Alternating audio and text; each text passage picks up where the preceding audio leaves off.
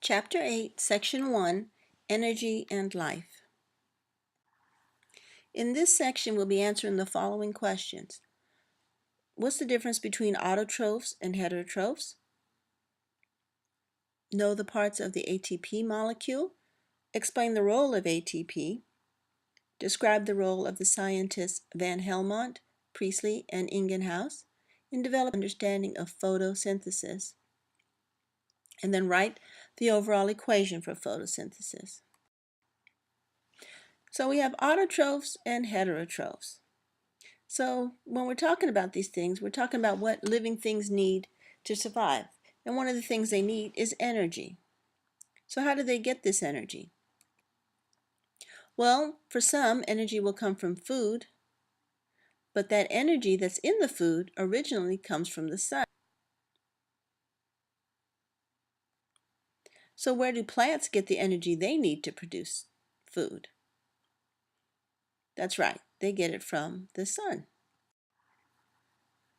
So plants and some other types of organisms are able to use light energy, or you can call it solar energy, from the sun to produce food. Organisms that make their own food, for example, are called autotrophs. Autotrophs, organisms that make their own food. Types of autotrophs include chemoautotrophs, and they use chemicals or inorganic substances to make their food. And then you have what are called photoautotrophs. Plants would actually be photoautotrophs since they get their energy from the light or from the sun. But usually when we say autotroph, we're talking about plants. On the bottom, I have a picture of a bacteria that's a chemoautotroph. And then on the right-hand side, I've got a plant. So kind of the opposite of autotrophs would be heterotrophs. Now these organisms can't make their own food, and they have to eat other autotrophs to get energy, so they might eat plants for energy.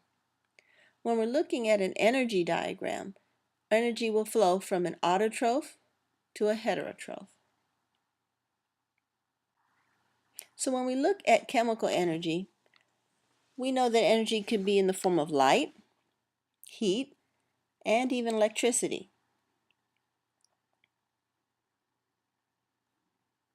Energy can be stored in chemical compounds too. We talked a little bit about that last chapter. Well, the chemical compound we're talking about is called adenosine triphosphate, and usually we just abbreviate that to ATP, which is a very important molecule in our bodies, in biology. ATP is used by all types of cells as their basic energy source. So on the very cellular level, you're talking ATP would be used. Here's a picture of an ATP molecule. It should look kind of familiar to you. Do you remember what monomer ATP was? That's right, it's a nucleotide. The only difference with it, though, is with the nucleotide, we usually had just one phosphate. This one has how many? That's right, it has 3. So the sugar that's in ATP, or the nitrogen base rather, is called adenine. Adenine. The 5-carbon sugar that's included is ribose. And then we have 3 phosphate groups. Adenine, ribose, and 3 phosphate groups. And the name, remember, was adenosine triphosphate. Now, where's the energy at in this molecule? Well, the energy is in the bonds of the 3 phosphate groups. This is where the molecule stores and releases energy. So if ATP stands for adenosine triphosphate, what's ADP? It is adenosine diphosphate. So a cell can store small amounts of energy by adding a phosphate group to this ADP. So if you look at the picture, we have an ADP molecule with a phosphate being added on. So with the 2 phosphates there, it's kind of like a battery that's partially charged.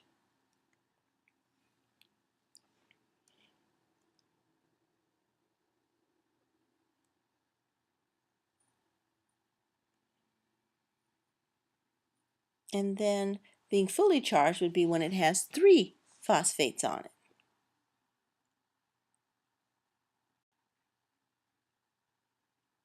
So here's comparison of ADP and ATP to a battery. We've got an ADP molecule, which is kind of like a partially charged battery, and then we have an ATP molecule that would be like a full battery. Now, how is this energy stored? Well, it's stored in ATP, and it's in their bonds. And when the breaking of the chemical bond between the second and third phosphate happens, energy is released.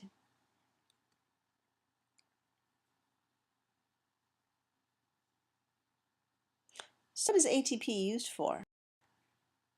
Well, it's used in cellular activities. Remember active transport when we were talking before about the pumps and endocytosis and exocytosis? That's one place the cell uses ATP. ATP is needed to make proteins. Do you remember where proteins were made? That's right, on the ribosome. And then ATP is also used in muscle contractions.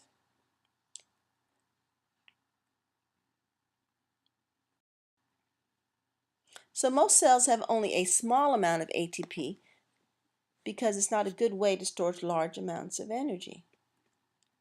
Cells can regenerate ATP from ADP as needed by using the energy in foods like glucose. So let's look and see what we have so far. Organisms that make their own food. What are they called? That's right, autotrophs. Most autotrophs get their energy from, that's right, sunlight. How is energy released from ATP? When that phosphate is removed. How is it possible for most cells to function with only a small amount of ATP?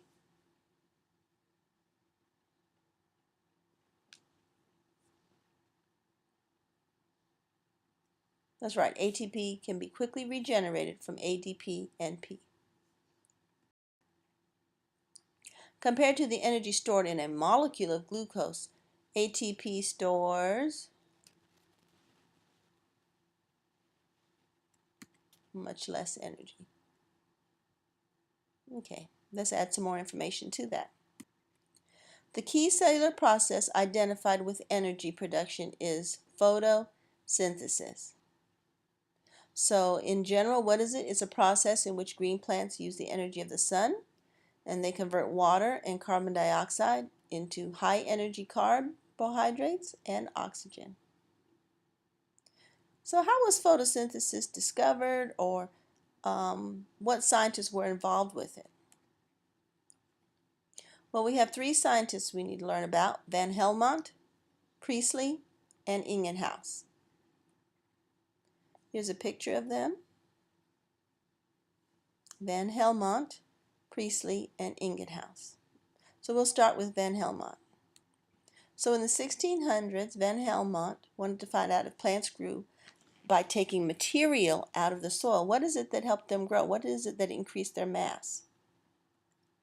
And he determined, first of all, this is what he did. He determined the mass of a pot of dry soil and the mass of the small seedling or a small tree.